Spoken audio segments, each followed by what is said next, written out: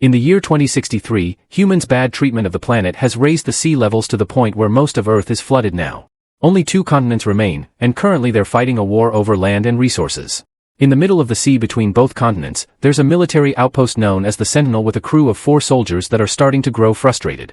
After 2 years of service, their contract ended 3 months ago, yet the relief crew hasn't come to pick them up yet. Food is getting scarce, so during a very stormy night, Cassidy and Sullivan decide to try fishing. Surprisingly, they do well and fill their big net with plenty of catches. Meanwhile, their superior officer Hendricks notices the storm is getting too violent, so he asks Baines to secure the giant explosive that guards the Sentinel. At that moment, the waves begin growing big and violent, affecting the outpost's pipelines. Baines rushes to fix them and gets his hand stuck, causing him to struggle underwater for several minutes until he finally can free himself. Outside, the waves take the net away and the duo loses their bounty. Sullivan tries to grab something again, but the wind is getting too strong and dangerous, so he has to rush back inside before he's taken away too. Everyone makes it back just in time before the enormous wave hits the structure, causing it to shake and pushing water through every entrance, but the Sentinel is still standing when it's over. The next morning, the group discuss how to lower the consumption of their resources while having military rations for breakfast. Baines wonders what happened to the fish and gets angry when he hears they lost them, and Sullivan retaliates by insulting Baines for taking parts from his kitchen to repair the main pipes. An argument ensues and Hendricks reminds them to behave like adults, asking them to concentrate on the repairs. Baines wonders why they don't ask for the relief to hurry, but Hendricks reminds him the telegraph is to make reports only. Afterward, Sullivan does the daily report using the telegraph. He informs the base that there have been no events, and they reply there are no events there either, same as the last few months. Sometime later, Sullivan joins Hendricks outside and after making some jokes about their air dancer, Sullivan looks at the sea with the binoculars. He's shocked to discover a ship is approaching, which Cassidy confirms when she checks the radar. Sullivan gets very happy because he assumes it's the relief, but Hendricks is wary and orders Baines to bring some weapons in case it's the enemy. Cassidy tries to contact the ship yet gets no answer, so Hendricks decides to give the ship a chance. He hands Sullivan a gun and tells him to take the boat to meet the ship and make sure there aren't any enemies to worry about. Sullivan immediately takes off and approaches the ship, calling out for any possible passengers, but there's still no answer. With his gun out and ready, Sullivan boards the ship and begins investigating, getting more and more upset when he notices the clues. Objects are covered with dirt, the radio isn't working, and there's untouched food in the cabinets. Hendricks tries to contact him for a status update, but Sullivan ignores him as he finds 4 bags destined for them. This had been their relief, but something happened to the crew and they disappeared, meaning they missed the chance to go home. Because Sullivan isn't responding, Hendricks assumes he was attacked, so he wants to shoot the ship before it approaches the Sentinel. He asks Cassidy for one of the keys to the explosive, and when she hesitates, he reminds her this is protocol. Together with his own key, Hendricks starts activating the explosive and before he shoots, he tries contacting Sullivan one last time. Thankfully Sullivan does answer this time and the attack is cancelled. However, when Cassidy asks for her key back, Hendricks informs her he's keeping both as punishment for her hesitation in following orders. Afterward, Sullivan tows the ship over to the Sentinel. While Hendricks proceeds to investigate the ship, Sullivan reunites with Cassidy and they spend a few moments getting frisky to make up for the scare they just went through. A few hours later, while they have a quick iodine bath, Baines informs the team of all the things he's managed to salvage from the ship. He's also sure this was the relief and that the engine hasn't worked in months. Sullivan wants to send a message to the base but Hendricks forbids it until they get more information, since nothing about this makes sense even if it does count as an event. The crew is starting to get tired and wary of Hendricks' attitude, especially when they notice he has both keys now. After the shower, Hendricks checks the ship's navigation history and writes down all the coordinates, which he takes back to the Sentinel to apply them on a map to follow their trip. Meanwhile, Cassidy and Sullivan talk about what the world must be like out there, since they haven't seen it in 2 years. Sullivan admits he sent a message behind Hendricks' back, so they'll have an answer tomorrow. The next morning, Hendricks finds his 3 soldiers suspiciously waiting next to the telegraph and Baines confesses the truth. Hendricks intends to scold them for it, but at that moment the machine receives an answer. The group gets excited until they read what it says. It's exactly the same message Sullivan sent last night. It's then that they finally realize they lost contact with the base a long time ago, and the computer has just been sending back the "no events" message Sullivan sends every day. While Hendricks continues to work with the coordinates on the map, Baines begins sneaking into the ship with a plan in mind. One night, Sullivan catches him coming back, but Baines refuses to explain himself. The duo ends up drinking together, and Baines shares some stories about the family that awaits him at home, if home is still around at all. Suddenly, Baines confesses he thinks he can fix the ship. Excited by the hope of escaping, Sullivan rushes to give Cassidy the news and asks her to leave with him to live together in one of the few safe towns that are left on the continent, but Cassidy's hesitant and won't believe what she's hearing. The next day, Sullivan sneaks into the ship with Baines to help him fix the engine and together they manage to finish the job.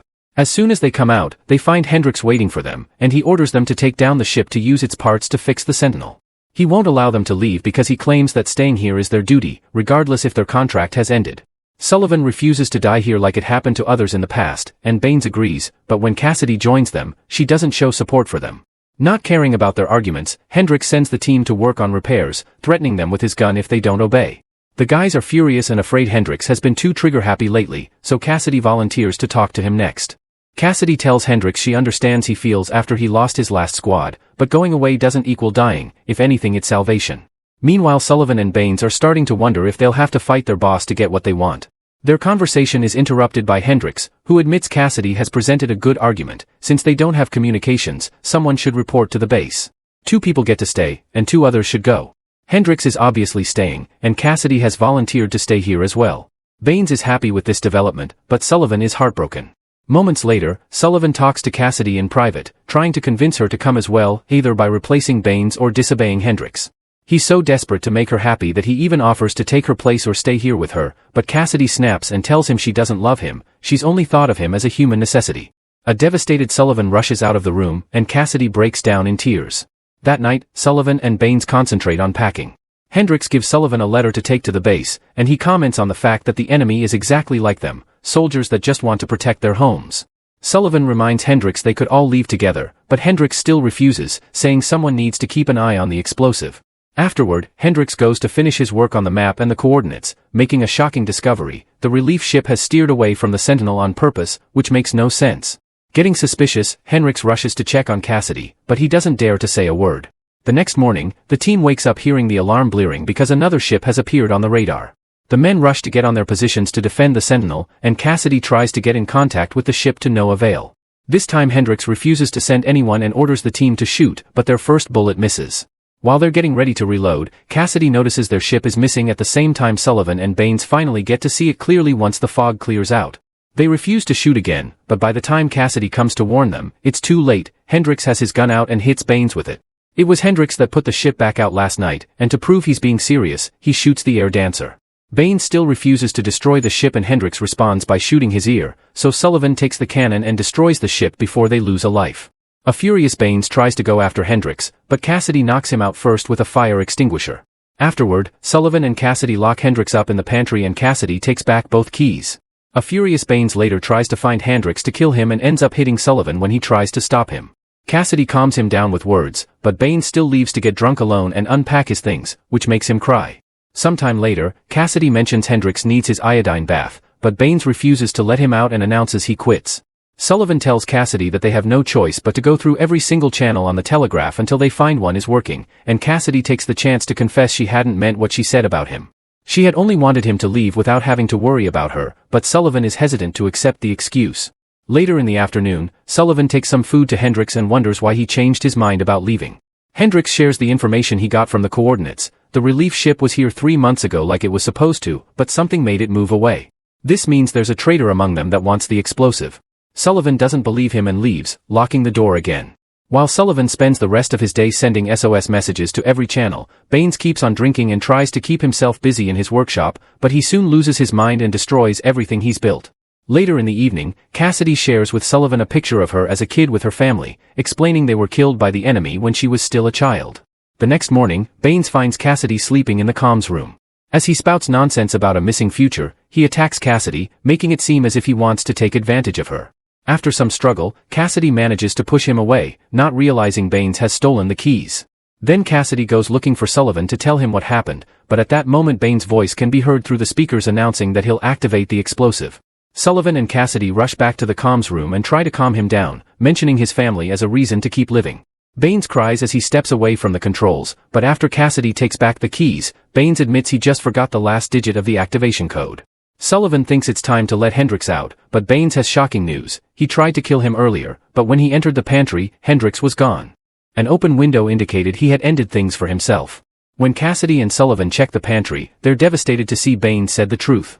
Not being able to deal with his grief, Sullivan reads the letter Hendrix had written to the base, and he's shocked to see Hendrix had requested for his command to be extended.